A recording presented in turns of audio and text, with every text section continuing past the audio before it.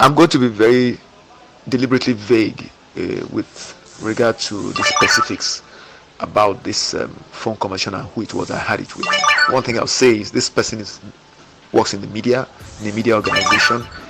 I will not want to say what gender the person is and what organization that was.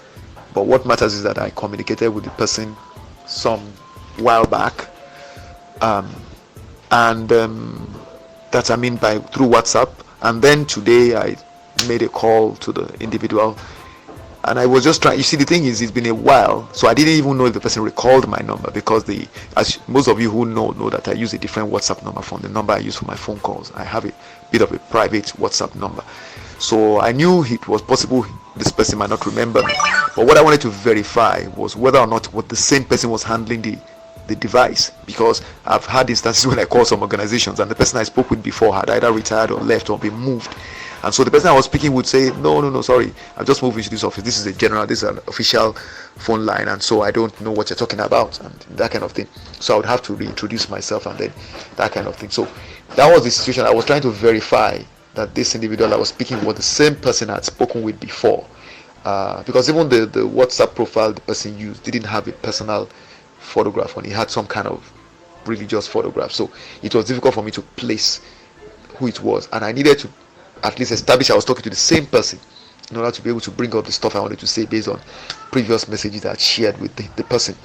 So you will listen to the message, to the conversation.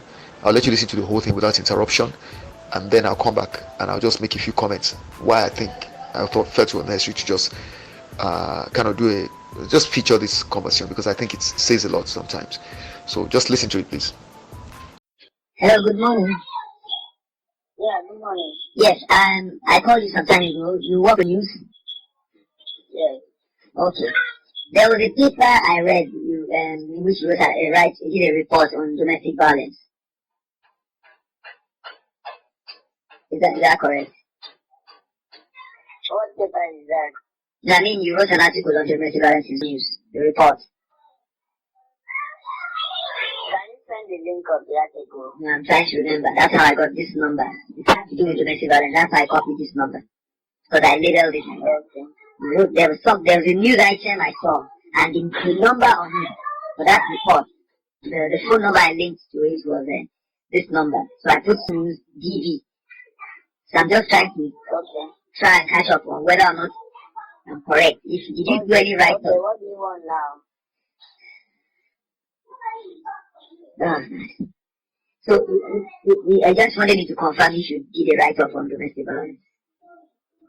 You can't just call me and start questioning me now. What kind of strong conversation is that? Okay. Sorry about that. My name is Tayo Sholabade. Sorry about the approach. I actually got carried away. My apologies.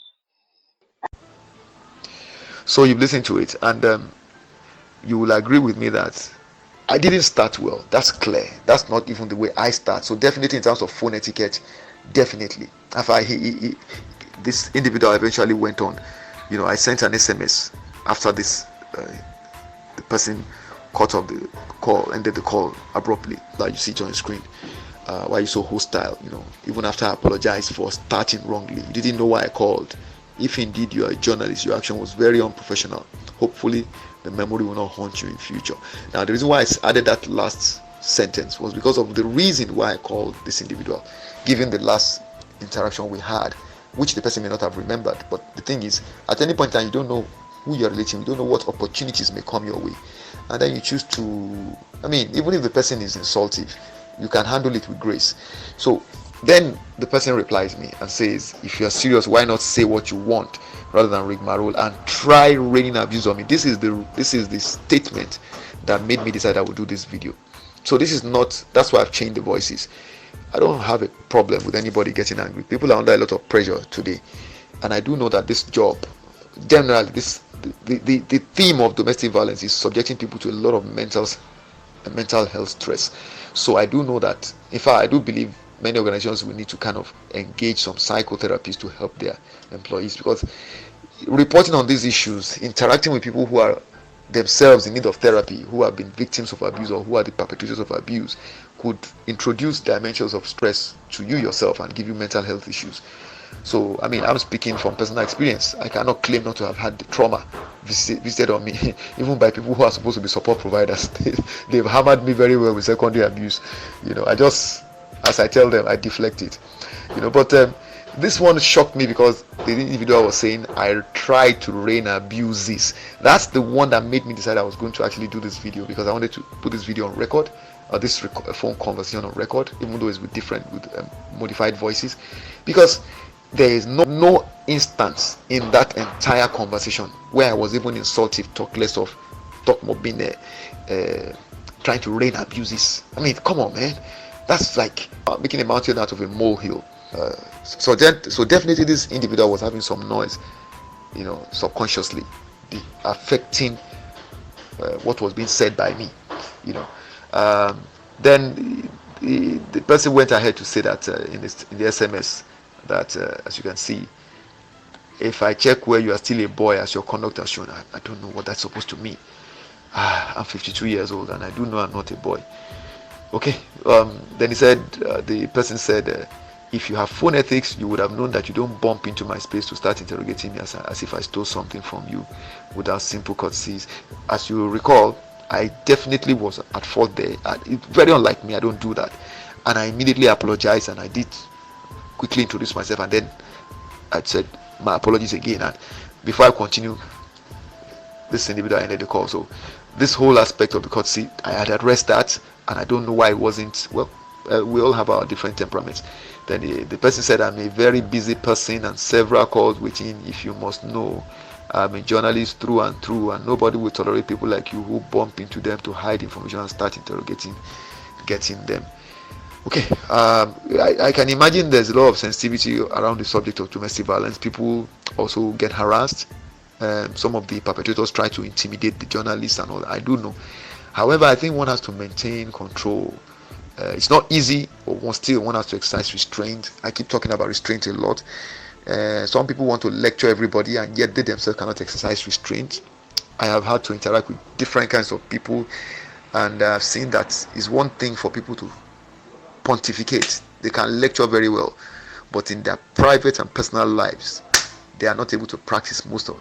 In fact, they are not preaching what they are practicing. So what I have found out is that the truth is, until you see people when they are under that particular situation, when they are exposed to that particular trying and difficult circumstance, that is when you know what they will do and what they will not do. So when people react like this, it tells me a lot. But again, I also want to throw it out into the world. I want people to see this, because it shows how something can happen between two people, and one of them can choose to completely blow it out of proportion. Because to say I try to rain abuses, come on, man, you've all listened to this recording. It doesn't matter how many of you listen to it. The thing is, it's there. Anybody who listens to it can tell that I never did anything. Rain abuses. Why go that far?